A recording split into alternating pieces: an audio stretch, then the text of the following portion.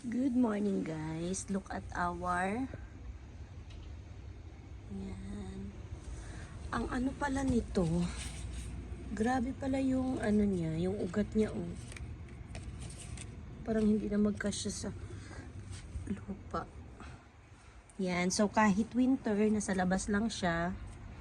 Ito namang ating malunggay, look at that. Nasira, pero sana umayos siya hanggang mag-summer, magi-spring na. Yan, look at that. Nawala na yung mga dahon nila. Nawala na yung dahon ng malunggay.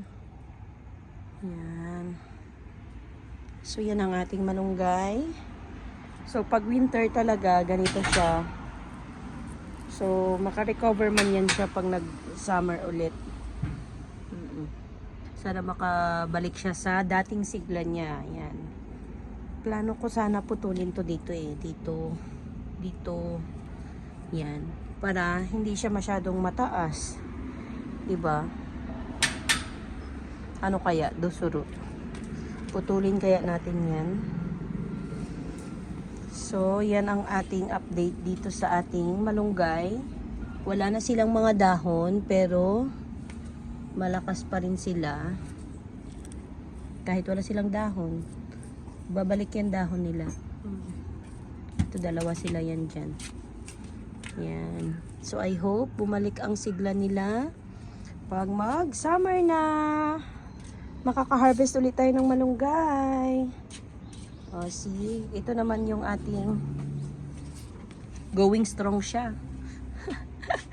Palaban siya, dahon lang ang nag-iba. Pero yun nga lang, oh, yung ugat pala niya, ano pala yan? Ang dami niyang ugat, pero hindi na magkasya. Pero okay lang siguro yan. Matatag. Kahit saan pala may ugat siya. Oh, look at that. May mga ugat siya dito. Hala. Alam niyo kung bakit yan ang daming sanga?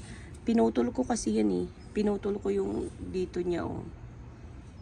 Kaya nagsanga-sanga siya dyan. Oh, look at that. Oh, ang dami niyang sanga.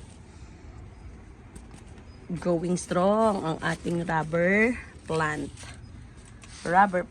Yan. Itong avocado naman natin, mag-isa na lang siya dyan. Tapos itong ating leek. Yan.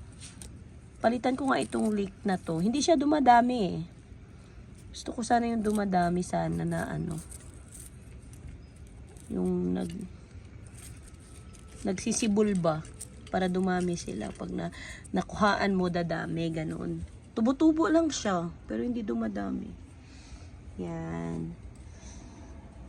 Ang ating update sa malunggay. Kalbo na siya.